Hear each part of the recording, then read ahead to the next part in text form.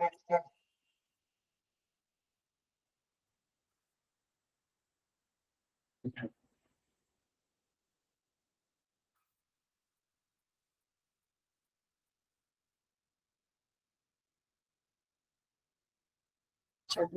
Good afternoon मुलांना.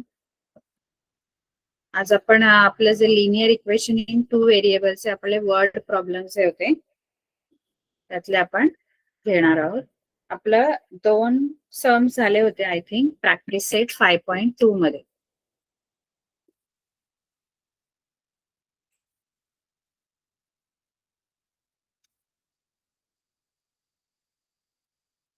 आपण पुढचे सम स्टार्ट करू.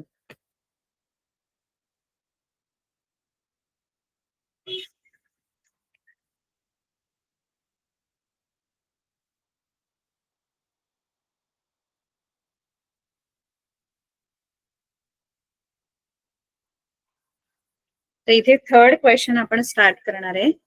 थर्ड क्वेश्चन जो आहे linear equation in two variable मधले वर्ड प्रॉब्लेम्स आपण घेतोय. वर्ड प्रॉब्लेम्स जे आहेत linear equation in two variable याच्यामध्ये आपला वर्ड प्रॉब्लेम मध्ये दोन कंडिशन्स असणार आणि त्या दोन कंडिशन्स वरून 2 अटींवरून आपल्याला 2 इक्वेशन फॉर्म करायचे आणि 2 गोष्टी आपल्याला फाइंड आउट पण करायच्या असतात. जे आपल्याला 2 गोष्टी फाइंड आउट करायचे आहेत ना त्याच्यासाठी आपण 2 व्हेरिएबल यूज करायचे.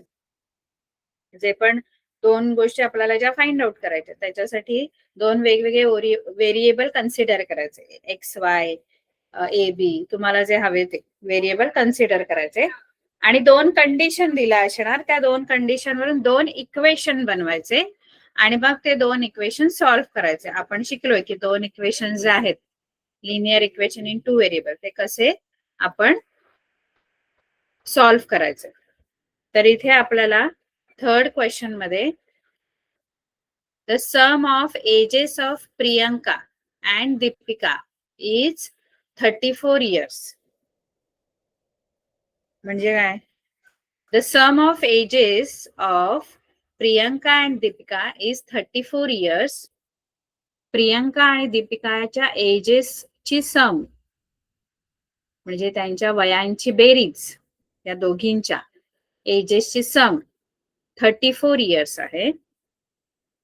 ही पहिली कंडिशन आहे. एक अट दिलेली आहे. पहिली, Priyanka is elder to Deepika by 6 years.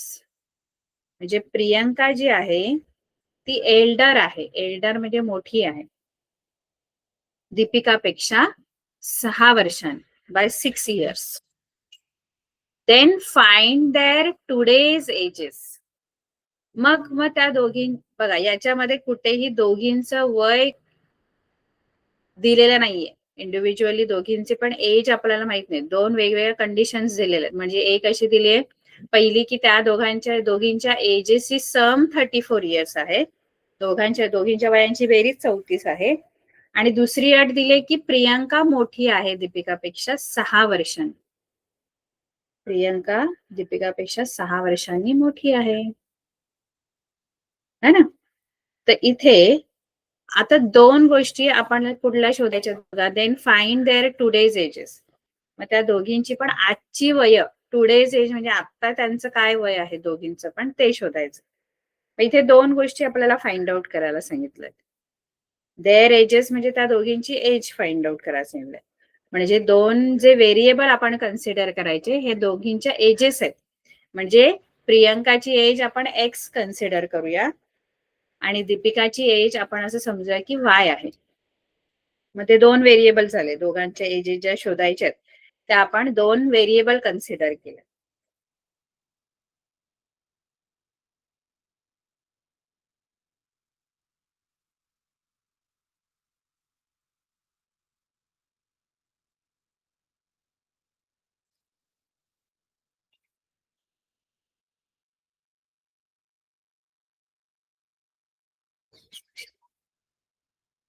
मग हे सम सॉल्व्ह करताना आपण let the today's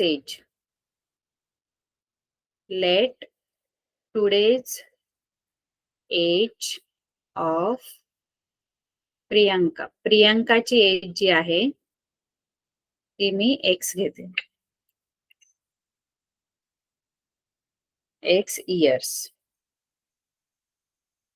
and today's age of दीपिकाची आताची एज मी वाय इयर्स कन्सिडर करते. आता हे दोन व्हेरिएबल मी घेतले. आता दोन कंडिशन दिल्या, त्याच्यावरून दोन इक्वेशन बनवायचे. पहिली कंडिशन काय दिले, बाय फर्स्ट कंडिशन काय दिले की दोघींच्या एजची सम ही 34 इयर्स आहे. आता दोघींची एज काय आहे, एकीचं एक्स एज आहे आणि दुसरीची वाय आहे. त्यामुळे एक्स प्लस वाय म्हणजे दोघींच्या एजची बेरीज किती दिली, 34. मग असं एक तुमचं फर्स्ट इक्वेशन बनेल, x plus y is equal to 34. हे तुमचं फर्स्ट इक्वेशन आहे. ही पहिली कंडिशन. दुसरी कंडिशन काय दिली आहे आपल्याला, बाय सेकंड कंडिशन. दुसरी कंडिशन अशी दिली आहे की सॉरी, प्रियंका जी आहे ती एल्डर आहे, elder than Priyanka by 6 years. म्हणजे जी प्रियंका आहे ती दीपिकापेक्षा 6 वर्षांनी मोठी आहे. Priyanka is elder to Deepika by 6 years. Priyanka जर 6 वर्षांनी मोठी आहे दीपिकापेक्षा, तर प्रियंकाचं जे एज आहे एक्स, आता बघा समजा आपल्यापेक्षा कोणतरी 6 वर्षांनी मोठं असेल, समजा आता तुमचं वय समजा 13 आहे किंवा 14 आहे, तर तुमच्यापेक्षा कोणतरी समजा तुमचं भाऊ बहीण तुमच्यापेक्षा 6 वर्षांनी मोठं आहे, तर त्याची एज काढायची तर आपण काय करतो, आपल्या एज मध्ये 6 ऍड करतो, कारण तो तुमच्यापेक्षा 6 वर्षांनी मोठा आहे. म्हणजे तुमचं वय जर आता 14 असेल आणि दुसरा तुमचा भाऊ किंवा बहीण तुमची 6 वर्षांनी मोठी असेल, तर तिचं वय आताच 14 अधिक 6 असणार, म्हणजे 20 वर्ष असणार. आता आपल्या दोघींची एज आपल्याला व्हेरिएबल मध्ये माहिती, म्हणजे समजा प्रियंकाचं वय जे एक्स आहे ना, प्रियंका मोठी आहे दीपिकापेक्षा, म्हणजे प्रियंकाचं एज हे दीपिकाच्या एज पेक्षा 6 जास्त असणार. हे प्रियंकाच एज आहे. प्रियंकाच एज कशी असणार, दीपिकाज एज मध्ये 6 ऍड करायचे.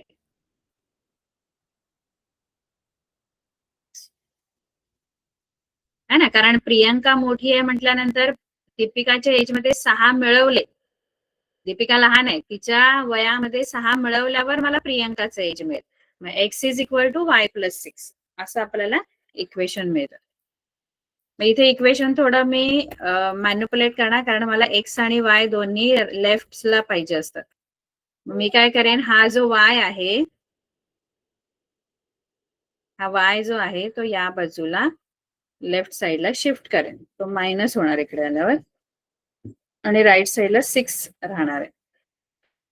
हे तुमचं सेकंड इक्वेशन.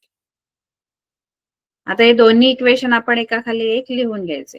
पहिलं इक्वेशन आहे x plus y is equal to 34, first equation, and second equation is x minus y is equal to 6. हे सेकंड इक्वेशन. आता आपण हे सॉल्व्ह करताना आपण काय करतो, आपण एक मेथड वापरतो, त्या मेथडचं नाव आहे eliminating coefficient. eliminating variable by equating coefficient. Eliminating variable by equating coefficient. म्हणजे आपण एक व्हेरिएबल एलिमिनेट करतो, एक कोणता तरी व्हेरिएबल एलिमिनेट करायचा, पण त्याच्यासाठी त्यांचा कोएफिशिएंट इक्वल झाला पाहिजे आणि मग ते एलिमिनेट करायचे. मग इथे आता बघायचे कोएफिशिएंट कोणाकोणाचे इक्वल आहेत. आता एक्स व्हेरिएबलचं बघायला गेलं तर एक्स व्हेरिएबलचे कोएफिशिएंट दोघांचे 1 1 आहे, काही नाही म्हणजे 1 1 आहे, म्हणजे इक्वल आहेत, ऑलरेडी इक्वल आहेत. आणि वायचे पण इक्वल आहेत बघा, 1 1 आहे. त्यामुळे तुम्हाला इझी झालंय, म्हणजे तुम्हाला कोणाचा कोएफिशिएंट इक्वल करायची गरज नाही. त्यामुळे तुम्ही डायरेक्टली काय करू शकतात, हे सम्स तुम्ही ऍड सबट्रॅक्ट करून आता समजा मी आता एकदा ठरवायचं आपण आपल्याला काय एलिमिनेट करायचं, कोणता व्हेरिएबल मला एलिमिनेट करायचा, एक्स एलिमिनेट करायचं की वाय एलिमिनेट करायचंय. मग त्याप्रमाणे मला इक्वेशनला ऍड करावं लागणार की सबट्रॅक्ट, हे नंतर डिसाइड होतं. आधी तुम्ही डिसाइड करायचं की तुम्हाला कोणता व्हेरिएबल एलिमिनेट करायचा आहे. कारण कोइफिशियंट इक्वल असणं गरजेचं आहे, जे ऑलरेडी आहेत दोघांचे पण. कोणता पण तुम्ही घालू शकतात व्हेरिएबल, कारण दोघांपैकी दोघांचाही कोइफिशियंट इक्वल आहे. एक्स चे पण कोइफिशियंट इक्वल आहेत 1 1, वाय चे पण 1 1 आहे. त्यामुळे तुम्हाला कोणतंही व्हेरिएबल इथे घालवता येईल.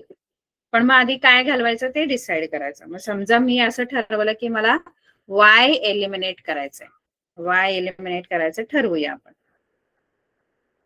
आता वाय एलिमिनेट करताना मग इथे आता इक्वेशनला ऍड करायची की सबट्रॅक्ट, हे आता आपल्याला ठरवायचं. पण इक्वेशनला ऍड करायचं की सबट्रॅक्ट करायचं हे कशावरून ठरतं की त्यांची साईन बघायची. आता मी समजा ठरवले की वाय एलिमिनेट होणार आहे, मला वाय काढून टाकायचंय, तर वाय ची साईन बघा. वाय ची साईन जी आहे ती प्लस आहे मायनस आहे, प्लस मायनस, म्हणजे ऑलरेडी ते वेगळे वेगळे, साईन वेगळी वेगळी, त्यामुळे त्यांचं सबट्रॅक्शन होणारच आहे. वेगळं मला कोणाची साईन बदलावी नाही लागणार इथे. बदलावी कधी लागते, जेव्हा दोघांची पण सेम साईन असेल. सेम साईन असेल तर ते ऍड होतात, पण मला ते घालवायचे जर असतील तर मग मला साईन बदलावी लागेल. साईन चेंज करावी लागते कधी, जेव्हा सेम साईन असेल. कारण सेम साईनला कोणतेही नंबर सेम साईनला जाणार नाही. समजा माझ्याकडे इथे +3 आहेत आणि इथे पण +3 आहेत, तर हे कसे काय कॅन्सल होणार, कारण दोघांची साईन प्लस आहे. पण मला जर हे घालवायचे असतील तर मला एकाची कोणाची तरी साईन चेंज करावी लागेल, एकाचं साईन बदलावं लागेल, एकाला कोणाला तरी मायनस करावं लागेल, तेव्हा जाऊन ते कॅन्सल होणार. मग साईन केव्हा बदलतं, जेव्हा आपण त्यांचं सबट्रॅक्शन करतो. सबट्रॅक्शनमुळे नेहमी साईन चेंज होते.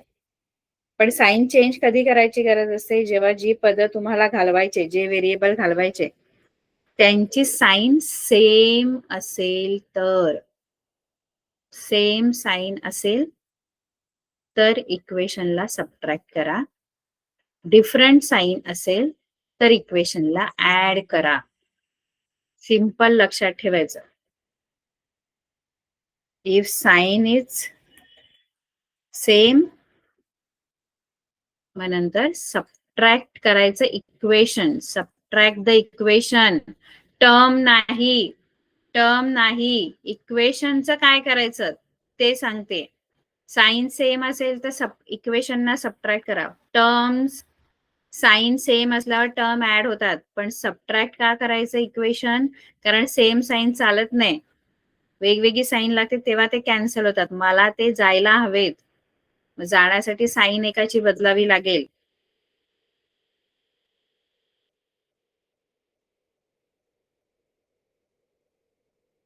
आणि साईन जर वेगवेगळी आहे, साईन अपोजिट आहे, म्हणजे प्लस मायनस, तर मग सिम्पली ऍड, इक्वेशन ना ऍड करायचं. Add the equation.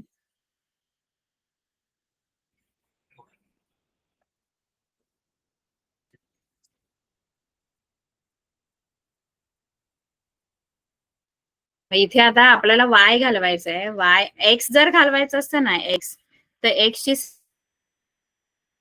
म्हणजे सेम आहे. मग जर एक्स घालवायचं असतं ना तर मला सबट्रॅक्ट करावं लागलं असतं.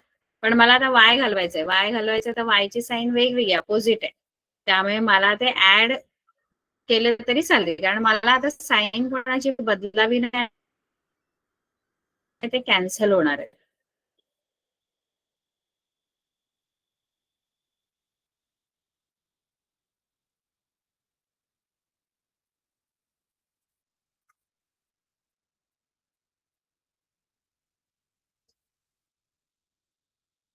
इथे मी आता फक्त ऍड करते ना. ऍड केल्यानंतर होतं काय,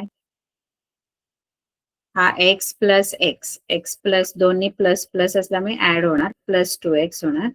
आणि हे minus plus y minus y, plus y minus y म्हणजे ते कॅन्सल होणार, कारण वाय मधून वाय सबट्रॅक्ट होणार, अपोजिट साईन आहे.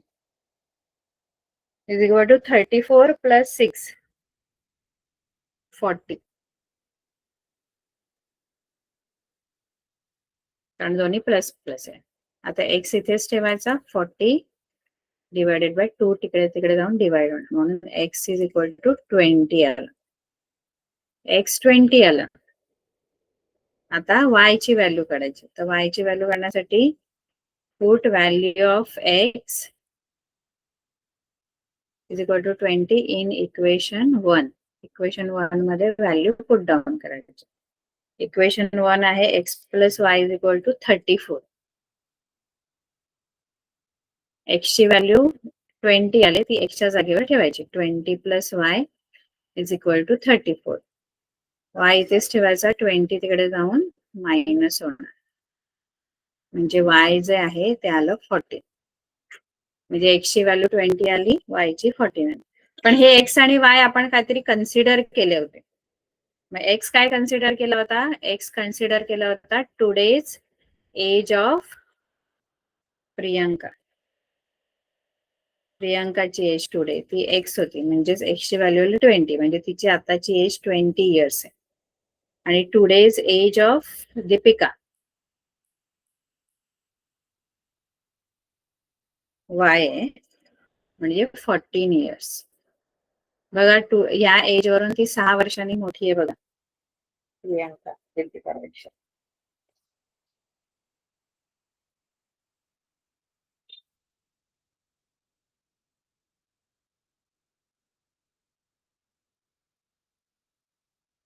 तर पुढचा आपण क्वेश्चन घेऊ.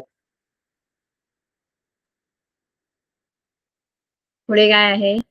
4th question. The total number of lions and peacock in a certain zoo is 50. म्हणजे एका झू मध्ये लायन आणि पिकॉक या दोघांचे मिळून नंबर जो आहे तो 50 आहे. म्हणजे 50 लायन आणि पिकॉक मिळून 50 जण आहेत. नंतर काय दिलंय? The total number of their legs is 140. त्यांची पायांची, लेग्स म्हणजे पाय, पायांचा जो टोटल नंबर आहे तो 140 आहे. The total number of their legs is 140. 140 त्यांचे पाय आहेत एकूण. म्हणजे हे जे 50 अॅनिमल आहेत की नाही, 50 जण हे टोटल आहेत. टोटल लायन अँड पिकॉक मिळून 50 आहेत. आता 50 मध्ये किती लायन किती पिकॉक हे नाही माहिती. दोघं मिळून 50 आहेत. मग 30-20 असू शकतात, दोन्ही 25-25 पण असू शकतात, एक 15 एक 35 पण असू शकतात. नक्की किती ते नाही माहिती. लायन किती पिकॉक किती ते नाही माहिती. एकूण ते 50 जण आहेत. आणि त्यांचे पाय जे आहेत त्या 50 जणांचे, ते पाय जर मोजले ना 50 जणांचे तर ते 140 आहेत. legs. The total number of their legs is 140. Then find the number of lions and peacocks in the zoo. Then you have to find the number of lions and peacocks किती आहेत झू मध्ये. Lion किती आहेत आणि peacock किती आहेत. Lion आणि peacock मिळून 50 आहेत, पण लायन किती आणि पिकॉक किती, त्यांचे वेगवेगळे नंबर काय आहेत ते विचारलेलं आहे. मग आपल्याला दोन गोष्टी विचारल्या आहेत, त्या आपण एक्स आणि वाय घ्यायच्या. ज्या दोन गोष्टी आपल्याला फाइंड आउट करायच्या आहेत. कोणत्या दोन गोष्टी फाइंड आउट करायच्या आहेत? Number of lion find out करायचा आणि नंबर ऑफ पिकॉक. मग ते नंबर ऑफ लायन एक्स घ्यायचा आणि नंबर ऑफ पिकॉक वाय घ्यायचा.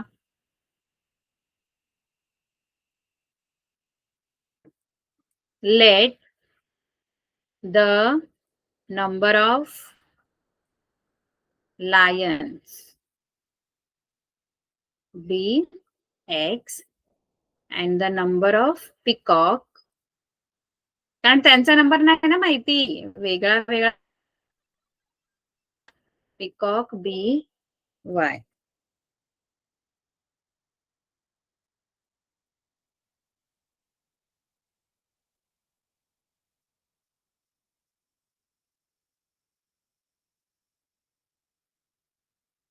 आता दोन अटी दिल्यात. By first condition, by first condition, पहिल्या कंडिशनने,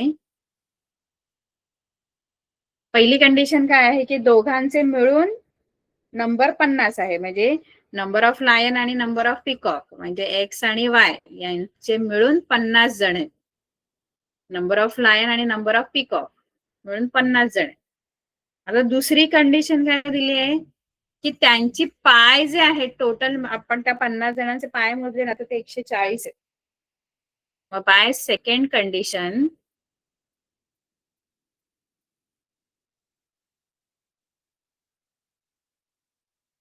आता बघा, पाय जर आहेत, आता समजा लायन एक्स आहेत, लायन समजा एक्स आहेत, तर त्यांचे प्रत्येक लायनला 4 पाय आहेत, प्रत्येक लायनला 4 पाय आहेत. मग एक्स लायन जर आहेत, समजा आता एक्स म्हणजे फॉर एक्झाम्पल मी तुम्हाला सांगितलं की 5 लायन आहेत, तर 5 लायनचे जर पाय मोजले, प्रत्येक 5 जणांचे जर टोटल पाय मोजले, एकाला 4 पाय आहेत, 4 पण 4 ने मल्टिप्लाय करणार आपण, म्हणजे टोटल 20 लेग्स होणार. पण आता लायन किती आहे तर एक्स आहेत, मग त्याचे पाय मिळून किती होणार, 4 ने मल्टिप्लाय करायला, म्हणजे 4x पाय झाले एकूण लायनचे मिळून. पिकॉक पिकॉक वाय आहेत आपले, आणि त्यांचे पाय तर 2 असतात, एकाला 2, म्हणजे त्यांचे एकूण पाय जे मिळून झाले ते 2y झाले, कारण वाय पिकॉकचा नंबर आणि त्यांचे पाय प्रत्येकाला 2-2 आहे, म्हणून 2 ने गुणणार, म्हणजे 2y हा पिकॉकच्या पायांचा नंबर, म्हणजे पिकॉकचे मिळून 2y पाय आहेत आणि लायनचे मिळून 4x पाय आहेत. हे दोघांचे पण पाय मिळून 140 होतात, म्हणजे 4x + 2y is equal to 140. हे सेकंड आहे. ही फर्स्ट कंडिशन आणि ही सेकंड कंडिशन.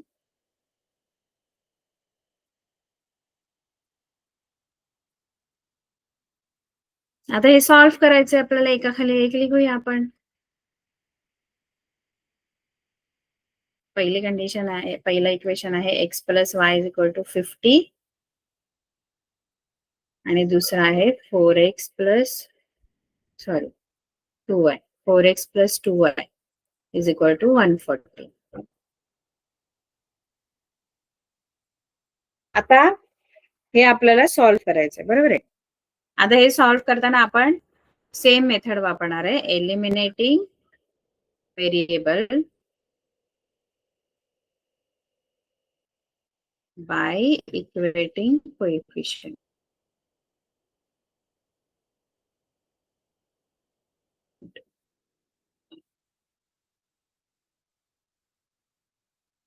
एलिमिनेट करायचं. कोएफिशिएंट कोणाचा इक्वल आहे का, इथे एक्सचा कोएफिशिएंट वेगळा आहे, एक्सचा इथे 1 आहे, इथे 4 आहे, म्हणजे इक्वल नाही. वायचा पण इथे 1 आहे, इथे 2 आहे, म्हणजे वायचा पण इक्वल नाहीये. मगाशी दोघांचे पण इक्वल होते, आता एकाचाही नाही. मग आपल्याला इक्वल करावा लागेल कोणत्या तरी एका व्हेरिएबलचा, कोइफिशियंट इक्वल करावे लागतील एका व्हेरिएबलचे. मग ठरवायचं की कोणाचे इक्वल करायचं. मग समजा मला एक्स व्हेरिएबलचे कोइफिशियंट इक्वल करायचे, कोइफिशियंट इक्वल करायचे एक्सचा, तर इथे एक्सचा कोइफिशियंट 1 आहे आणि इथं 4 आहे, इथं 1 आहे, इथं 4 आहे. मग इक्वल होण्यासाठी इथे 4 आहे ना, इथे 1 आहे, मग इक्वल होण्यासाठी या दोघांचा एलसीएम काढायचा. एलसीएम म्हणजे काय, तो दोघांच्या टेबलमध्ये येणारा सेम नंबर 1 आणि 4चा, तर तो 4 आहे. तर 4 आपल्याला दोघांचा कोइफिशियंट 4 करायचा. आता 4 करायचंय तर याचा ऑलरेडी 4 आहे कोइफिशियंट, याचा नाहीये, मग याचं मला करायचंय. तर याला 4 होण्यासाठी मी पहिल्या इक्वेशनला, पूर्ण इक्वेशनला मल्टिप्लाय करायचं, आणि फक्त एका टर्मला नाही, मला एक्सचा कोइफिशियंट पाहिजे म्हणून मी फक्त एक्सच्याच टर्मला मल्टिप्लाय करेल असं नसतं. जर तुम्हाला मल्टिप्लाय करायचे तर पूर्ण इक्वेशनला तुम्हाला 4 ने मल्टिप्लाय करावं लागेल, एकाला करून चालत नाही. मग मी काय करते, मी इथे असं लिहिते, बाय मल्टिप्लाइंग इक्वेशन 1 बाय 4. 4 ने इक्वेशन 1 ला मल्टिप्लाय कर.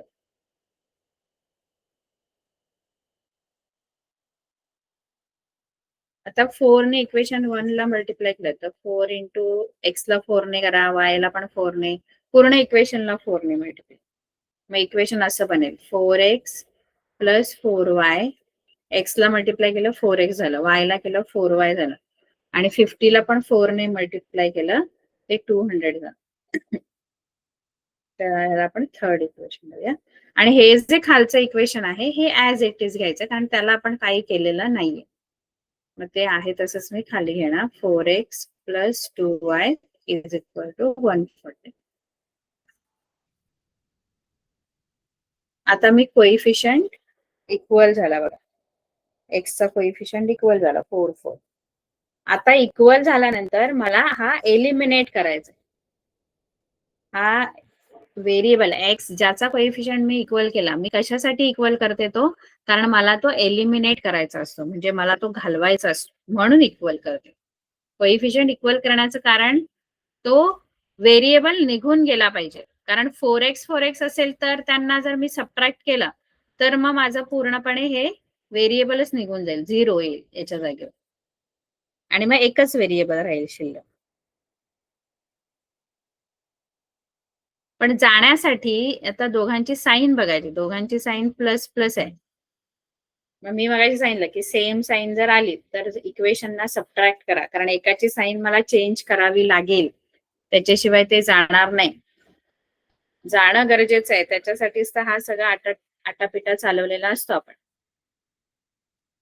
मग इथे मी काय करणार, दोन इक्वेशनना मी सबट्रॅक्ट करते, कारण सबट्रॅक्शन केल्यानंतरच साईन चेंज होते.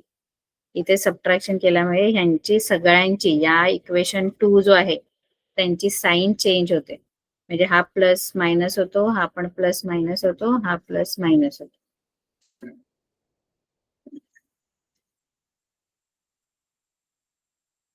मग हा प्लस 4x आणि मायनस 4x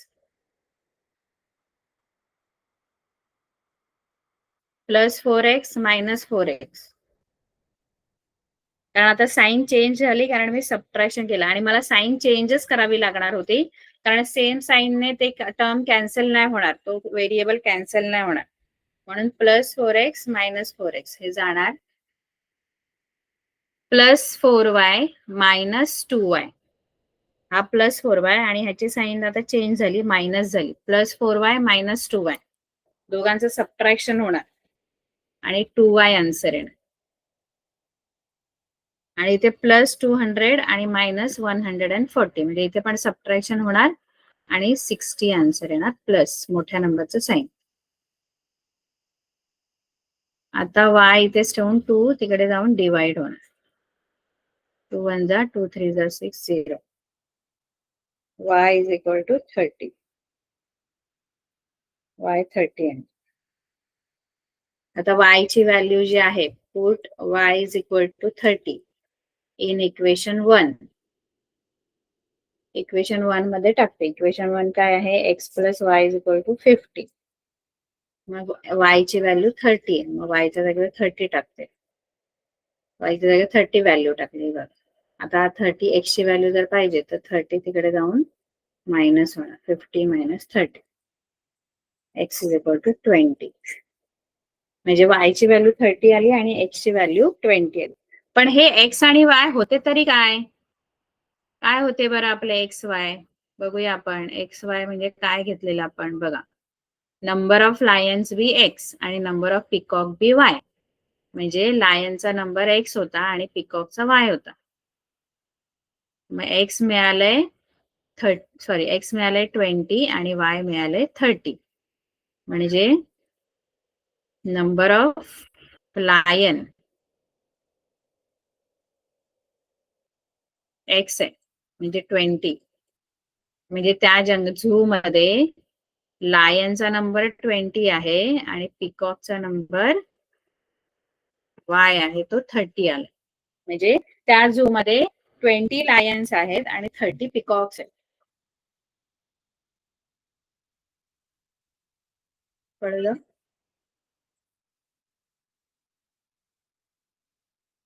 ठीक. आता आपण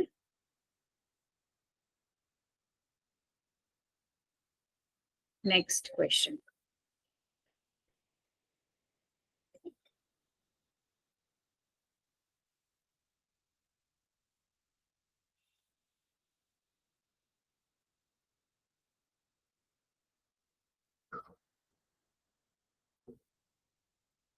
आता आपण नेक्स्ट क्वेश्चन कोणता घ्यायचा आहे? 5th वाला.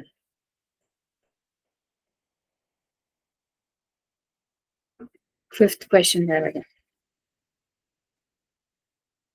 Sanjay gets fixed monthly income. संजयला एक दर महिन्याला एक फिक्स्ड इन्कम मिळतो, पगार मिळतो, इन्कम आहे त्याचा. फिक्स्ड मंथली इन्कम म्हणजे त्याची salary. Every year there is certain increment in his salary. प्रत्येक वर्षी ना एक सर्टन इन्क्रीमेंट आहे त्याच्या सॅलरीमध्ये. म्हणजे ठरलेली अशी, सर्टन म्हणजे निश्चित, म्हणजे ठरलेली. इन्क्रीमेंट म्हणजे वाढ, म्हणजे ठरवली आहे सुरुवातीलाच की तुझं इन्क्रीमेंट दरवर्षी कितीने होणार आहे, पगार कितीने वाढणार हे ठरले. म्हणजे त्या बॉसने आधी सांगून ठेवलंय, बघ आता मी सुरुवातीला तुला एवढी सॅलरी देतो आणि दरवर्षी तुझी 5-5 हजार वाढणार किंवा 2-2 हजार वाढणार. मग ती 2-2 हजारच वाढणार दरवर्षी, कारण ती सर्टन इन्क्रीमेंट सांगितलेलीच आहे सॅलरीमध्ये ऑलरेडी त्याला, की एवढे एवढे वाढणार तुझ्या पगारात दरवर्षी. आफ्टर 4 इयर्स, 4 वर्षांनी, त्याने जेव्हा 4 वर्ष काम केलं त्या ऑफिसमध्ये, तेव्हा त्याची मंथली सॅलरी झाली 4500. 4 वर्षांनी त्याची मंथली सॅलरी 4500 झाली. अँड आफ्टर 10 इयर्स, 10 वर्षांनी त्याची मंथली सॅलरी झाली 5400. Then find his original salary and yearly increment. या दोन गोष्टी मला फाइंड आउट करायच्या. Find his original salary and yearly increment. आता दोन गोष्टी ज्या फाइंड आउट करायच्या आहेत, ओरिजिनल सॅलरी म्हणजे एकदम सुरुवातीला त्याला किती सॅलरी एकदम जेव्हा तो गेला ती त्याची ओरिजिनल सॅलरी होती, आणि इन्क्रीमेंट त्याचं किती आहे इयरली, दरवर्षी किती इन्क्रीमेंट होणार आहे, वाढ होणार आहे पगारात, ते काढायचं. मग त्या दोन गोष्टी एक्स आणि वाय आपण घेऊ. Let the original salary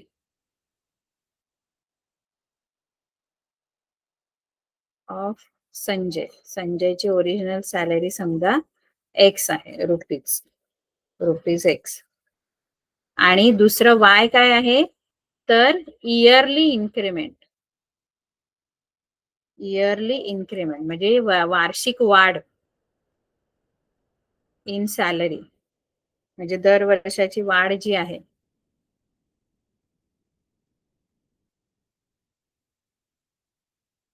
rupees Y म्हणजे वर्षाला, दर वर्षाला वाय रुपये वाढणार असं आपण समजू. दोन्ही गोष्टी आपल्याला दिलेल्या नाहीये, दोन्ही फाइंड आउट करायचे. सुरुवातीची सॅलरी किती आहे आणि दरवर्षीची इन्क्रीमेंट किती. बघा आता समजा संजय लागला कामाला, तेव्हा त्याची सॅलरी होती एक्स, पहिला ओरिजिनल सॅलरी. आता 1 वर्ष झाला त्याला समजा, हा, तर एक वर्ष झाल्यानंतर आता त्याची सॅलरी किती होणार, एक्स तर होणारच आहे, प्लस त्याची जी इन्क्रीमेंट आहे दरवर्षीची ती त्याच्यात ऍड होणार. म्हणजे आफ्टर 1 इयर त्याची सॅलरी एक्स प्लस वाय.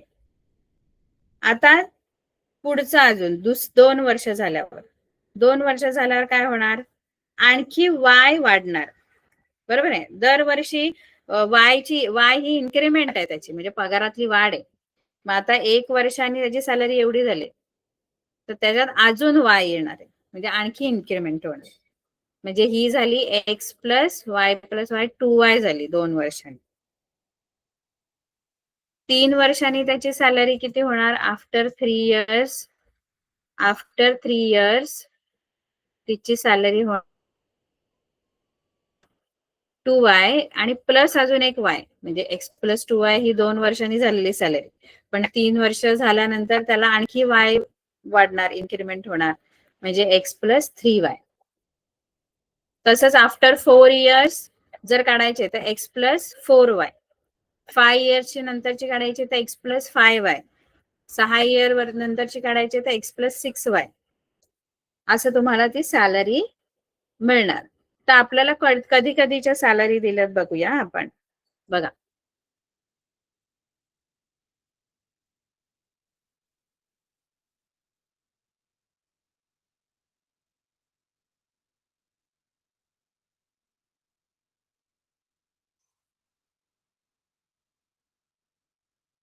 आपल्याला सॅलरीज कोणत्या दिल्यात बघा.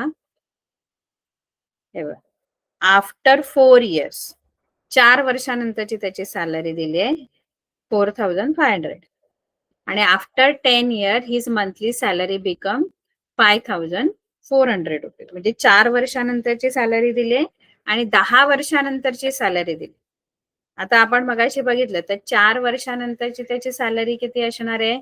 आफ्टर 4 इयर्स त्याची सॅलरी असणार आहे x+4y, है ना. जसं 1 वर्षांनी x+y, 2 वर्षांनी x+2y, 3 वर्षानंतर x+3y, तसं 4 इयर्स नंतर x+4y. आणि 10 इयर्स नंतरची विचारली, आफ्टर 10 इयर्स, तर x+10y. या दोन्ही सॅलरी किती आहेत ते दिलेले आहेत आपल्याला.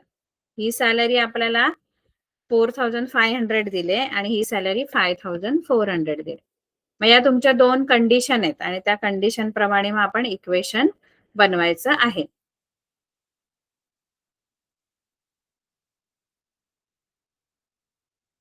बाय फर्स्ट कंडिशन,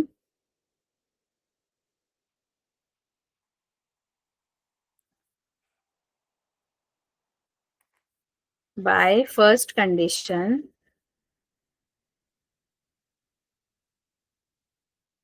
चार वर्षानंतरची सॅलरी दिली फर्स्ट कंडिशन मध्ये, म्हणजे x+4y = 4500. हे पहिलं इक्वेशन.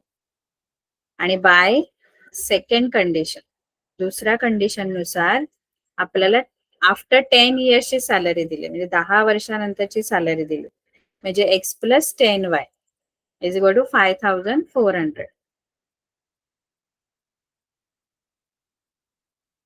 अशा दोन आपल्याला सॅलरी दिलेल्या आहेत आणि मग त्याच्यानुसार आपण इक्वेशन बनवलंय. असे दोन इक्वेशन बनणार तुम्हाला. आता हे सॉल्व्ह करायचंय.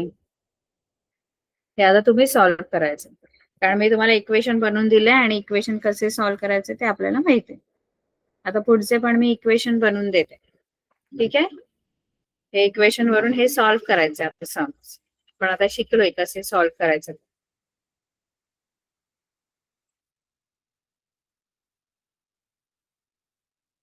आता 6th वाला क्वेश्चन बघा. The price of 3 chairs and 2 tables is 4500 rupees and price of 5 chair 3 table. म्हणजे काय, 3 खुर्च्या आणि 2 टेबल. म्हणजे दुकानात मी गेली आणि मी त्यांना विचारलं की या 3 खुर्च्या आणि 2 टेबलची एकूण प्राइस किती आहे. तर त्यांनी सांगितलं की 3 खुर्च्या आणि 2 टेबलचे प्राइस 4500 रुपीज आहे आणि 5 चेअर आणि 3 टेबल. मला समजा नंतर मत बदललं, मी म्हटलं चेअर आपण जास्त घेऊया, टेबल पण एखादा जास्त घेऊ. 5 चेअर आणि 3 टेबल यांची जी प्राइस मी विचारली तर त्यांनी सांगितली 7000 रुपीज. मग आपल्याला विचारलंय then find the total price of 2 chair and 2 tables. 2 chair आणि 2 टेबलची प्राइस किती होईल टोटल, हे आपल्याला विचारलं. 2 चेअर आणि 2 टेबलची प्राइस जर आपल्याला पाहिजे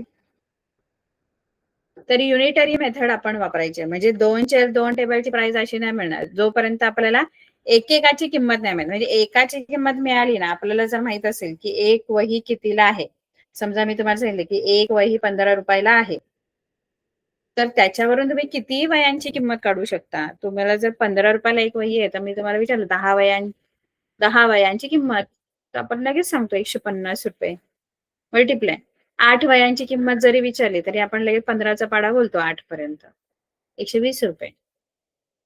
एकाची प्राइस जोपर्यंत माहित नाही पडत तोपर्यंत मेनीची प्राइस नाही काढता येत. मग आधी आपलं टार्गेट काय पाहिजे, डायरेक्ट 2 चेअर 2 टेबलची नाही प्राइस मिळणार. आधी आपण 1 चेअरची प्राइस काय आहे आणि 1 टेबलची काय आहे ती शोधूया. ती मिळाली ना की मग तुम्ही कितीचीही प्राइस काढू शकता. मग मी काय करेल, आधी 1 चेअर आणि 1 टेबल यांच्या प्राइस मी शोधणार. मग त्या काय करायच्या, एक एक्स घ्यायची आणि एक वाय घ्यायची.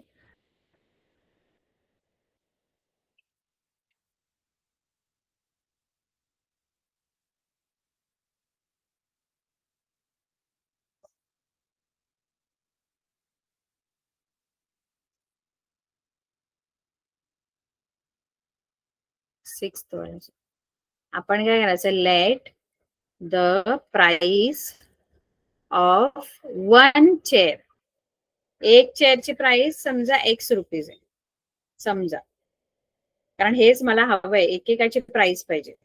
प्राइस ऑफ 1 टेबल, एका खुर्चीची प्राइस X आणि एका टेबलची प्राइस Y आहे असं आपण समजू. The price of 1 chair is ₹X आणि price of 1 table is ₹Y. आता आपल्याला काय काय दिलं बघा, बाय फर्स्ट कंडिशन, की 3 चेअर आणि 2 टेबल यांची टोटल कॉस्ट प्राइस, 3 चेअर आणि 2 टेबल याची 4,500 आणि 5 टेबल आणि 3 खुर्च्या, सॉरी 5 खुर्च्या आणि 3 टेबल. मग मी काय करेन, समजा माझ्या एका चेअरची किंमत X आहे की नाही. आता पहिल्या कंडिशन मध्ये मला काय दिलंय, पहिल्या कंडिशन मध्ये मला 3 चेअर आणि 2 टेबलची किंमत दिली आहे टोटल ₹4,500. पण 3 चेअरची प्राइस काय आहे, एका चेअरची प्राइस X आहे, मग 3 चेअरची प्राइस आहे ना 3X. एक टेबलची प्राइस Y आहे, मग 2 टेबलची प्राइस येणार 2Y, आणि हे सगळे मिळून होतात ₹4,500. असं तुमचं पहिलं इक्वेशन बनेल.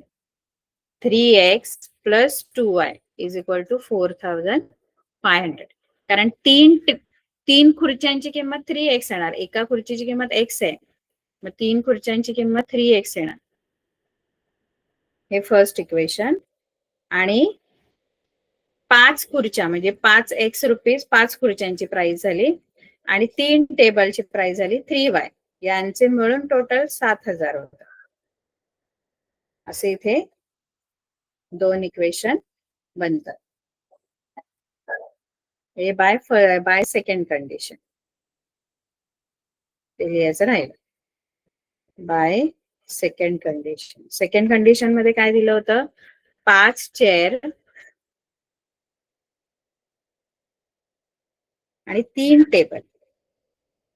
एक चेअरची प्राइस X आहे की नाही, मग 5 चेअरची प्राइस 5X होणार. एक टेबलची प्राइस Y आहे की नाही, तर 3 टेबलची प्राइस 3Y होणार.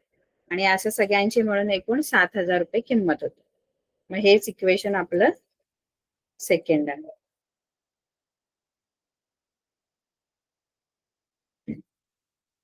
असे 2 इक्वेशन एका खाली एक लिहायचे. 3X plus 2Y is equal to 4,500 आणि 5X plus 3Y is equal to 7,000. आणि हे इक्वेशन सोडवायचं. ठीक आहे, हे सॉल्व्ह करायचं तुम्ही, जसं मगाशी आपण शिकलो, कोणत्या तरी एका व्हेरिएबलचा कोएफिशियंट इक्वल करायचा. नसेल तर आपण शिकू नंतर. ठीक आहे, आपली वेळ संपलेली आहे. हा तुमचा होमवर्क आहे. होमवर्क काय असणार आहे तुमचा,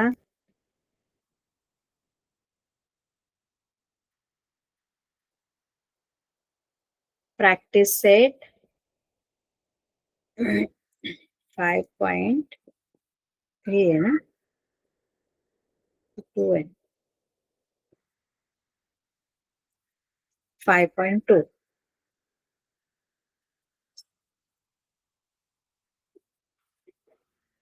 1 to 6 सॉल्व्ह करायचे सम्स. 6 आपले झालेले ते सॉल्व्ह करायचे. ठीक आहे,